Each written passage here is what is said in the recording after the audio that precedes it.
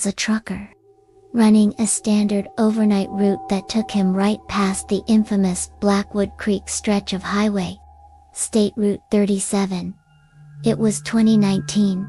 He knew the road like the back of his hand, dark and bordered by dense, high trees. It was 2:30 a.m. The highway was wet from an earlier light rain. Ben was tired but focused, the white noise of his idling engine and the rhythmic thump of the tires his only company. He was sipping his coffee, eyes glued to the tunnel of light cast by his massive headlights. The sense of isolation on this particular stretch was always heavy. You knew you were the only human awake for miles. As he glanced into his passenger side mirror, checking the length of his trailer, he saw it. Just a flicker. A massive, elongated shape, standing impossibly close to the guardrail. It was so tall, and unnaturally thin, it looked like a drawing of a man made of shadow. It was only in his mirror for less than a second, an instantaneous impression of vast height and stillness. Ben's brain couldn't process it. He hit the brakes, the big rig shuddering as the air brakes hissed. He brought the truck to a stop, just a few yards past where he thought he saw it. What in the hell was that? He muttered, checking his dashboard clock. He felt wide awake now, a searing rush of adrenaline clearing the fog of fatigue. He turned off the main lights, leaving only the soft glow of the running lights, and looked back down the highway. Nothing, just the long, wet, black asphalt, leading into the dark wall of the forest. The woods pressed in on both sides, silent and forbidding. He told himself it was exhaustion. A deer standing on its hind legs. A trick of the rain on the mirror. He took a deep, shaky breath, and reached for the gear stick. As he shifted, he looked up, instinctively, and there it was. Not behind the truck, but reflected high in his massive windshield, distorted by the angle. It was standing at the edge of the tree line, maybe 50 feet behind his stopped rig. It was clearly the source of the flash he saw. It was colossal, towering over the pines. And it was leaning over. Its body was contorted, bent impossibly low. Its head, a smooth, dark sphere, was craned downward, aimed directly at the cab of his truck. The light was almost non-existent, but Ben could distinctly see the faint, oily sheen of two wide, dark reflective surfaces, the eyes staring straight at him. It looked less like a figure, and more like a pillar of darkness that had decided to bend itself in half to get a better look at an ant. Ben froze. He couldn't move. He couldn't scream. The horror was overwhelming and absolute. He was 100 yards from safety in any direction, and this thing was watching him with an incomprehensible, cold focus. A terrifying silence descended. The only sound was the massive engine idling and Ben's ragged breathing. Then, slowly, deliberately, the shape began to straighten. It didn't lift its head, but its body seemed to unfold, rising silently to its full, staggering height, disappearing almost entirely above the tree line, and then, it began to move. It didn't walk. It didn't run. It glided along the edge of the guardrail, on the passenger side, perfectly matching the line of the highway. Its movement was too smooth, too fast, too controlled to be human or animal. Ben jammed the truck into gear, and slammed the accelerator to the floor. The truck roared, wheels spinning briefly on the wet asphalt, before catching. He glanced out the side window. The shape was keeping pace, gliding with effortless speed, its focus never wavering. It was a terrifying, towering silhouette against the dark wall of the woods. He hit 85 miles per hour. The thing kept up a silent, relentless presence outside his window. He drove like a madman, tears of pure terror stinging his eyes. Finally, the highway curved away from the thick woods and opened into a large, cleared field. As Ben watched, the gliding figure stopped instantly at the break in the tree line, like hitting an invisible wall. It stood, stock still, for a final agonizing second, simply watching the truck scream away from it. And then, it vanished back into the shadows of the Blackwood Creek woods. Ben drove 500 miles without stopping. He burned his logbook and quit his job when he reached the depot. He knew what he saw wasn't a hallucination. It was a predator in its territory, making sure he knew it saw him. It wasn't hungry yet, but it knew where to find him. And he realized that the truly terrifying thing was that the woods were silent not because nothing was there, but because everything that was there was too afraid to make a sound.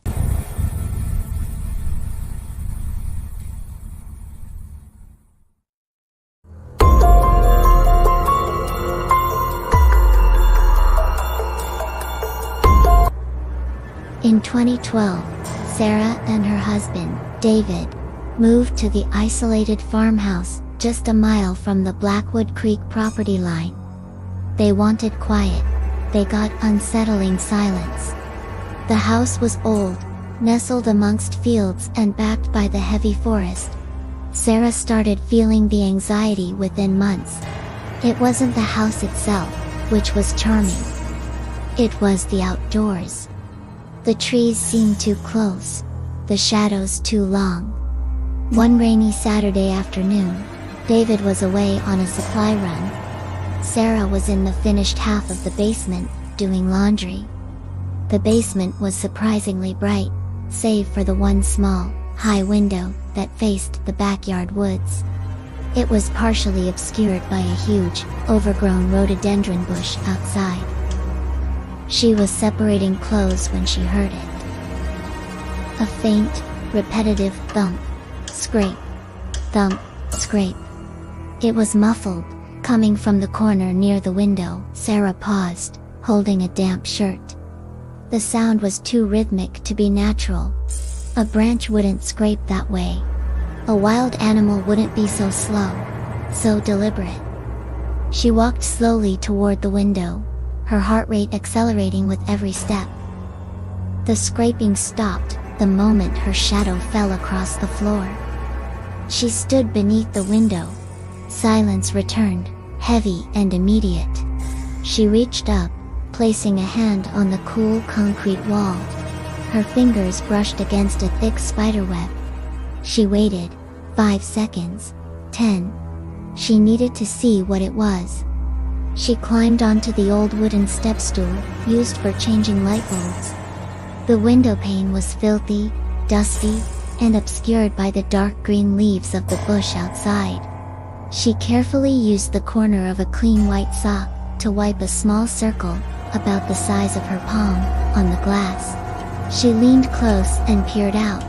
She saw the saturated green of the rhododendron leaves and the dark, wet soil beneath them.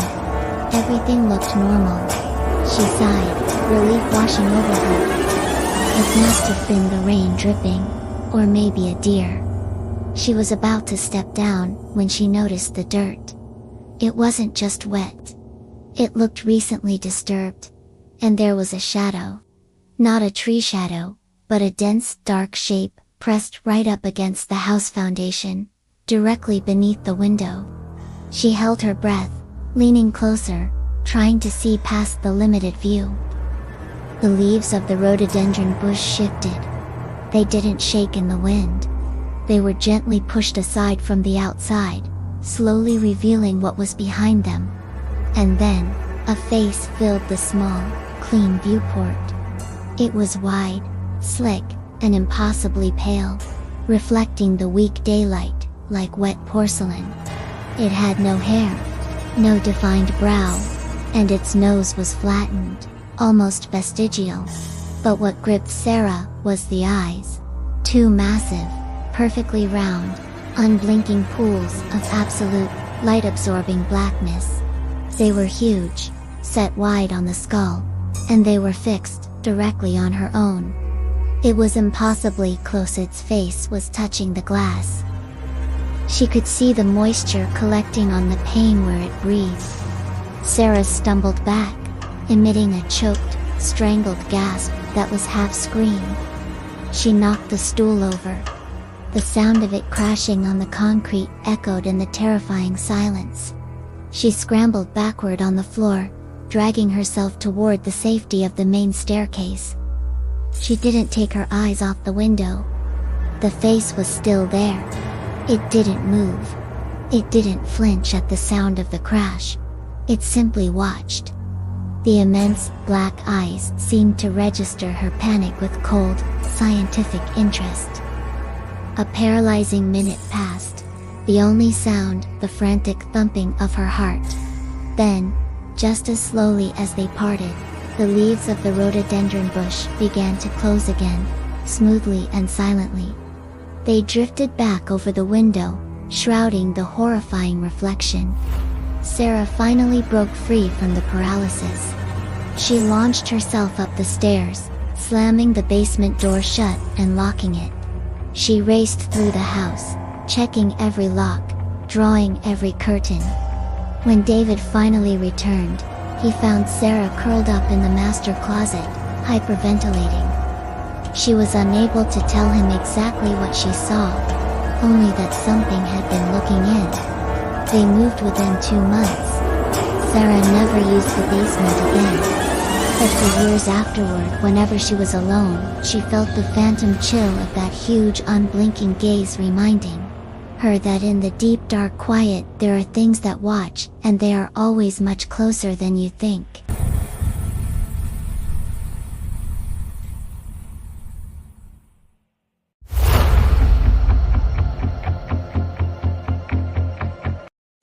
It was the summer of 2004. Mark was 19, burned out from his first year of college, and desperate for silence.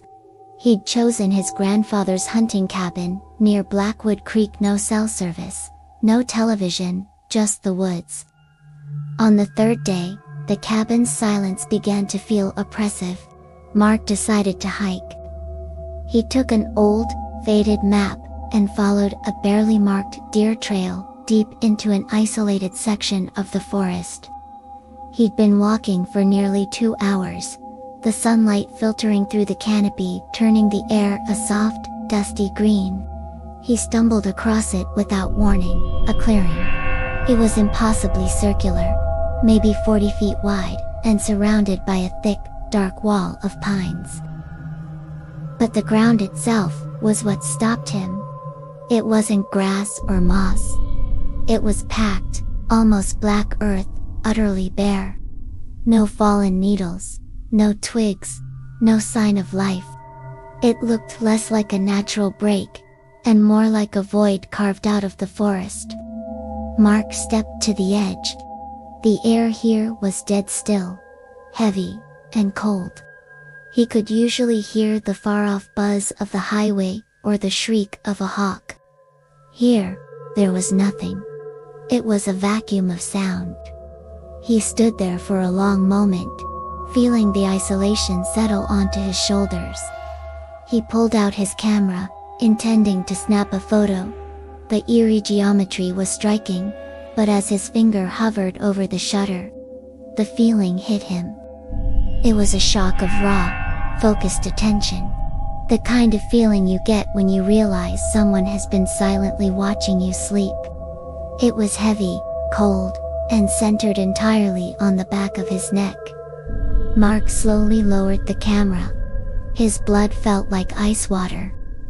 He scanned the dense tree line directly across the clearing, looking for any anomaly, a flash of color, a broken branch, anything to explain the sudden, crippling panic.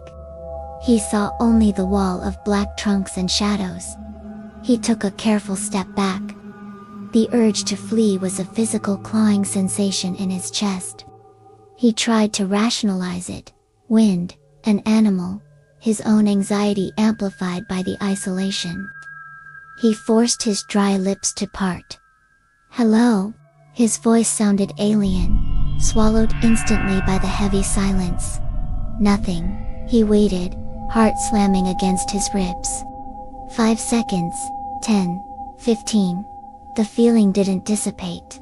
It intensified, becoming a palpable weight, pushing him toward the center of the clearing.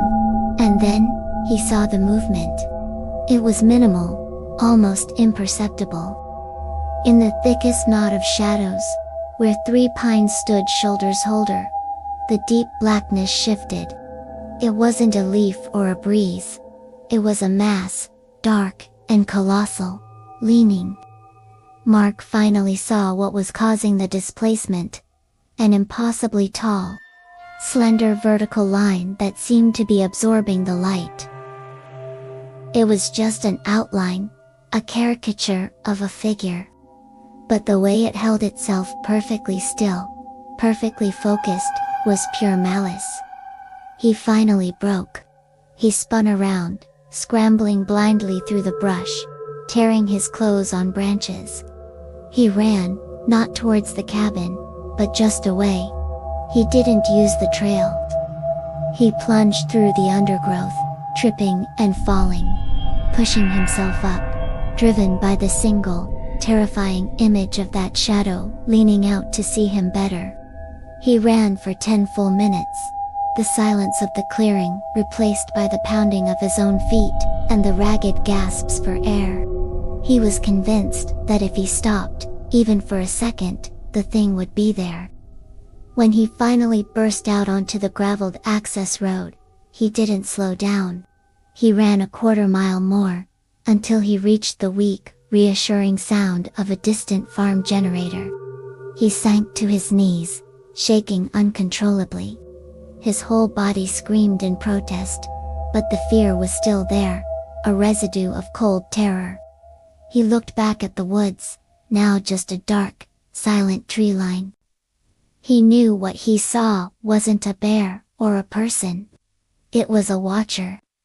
And as he sat there, dizzy and gasping for breath, he felt the distinct, final realization that the thing wasn't angry. He ran. It was simply filing away the memory of his face, waiting for a future moment when he might be slower, or closer. The woods had tasted his fear. He left the camera behind. He drove home before sunrise. He never set foot in Blackwood Creek again.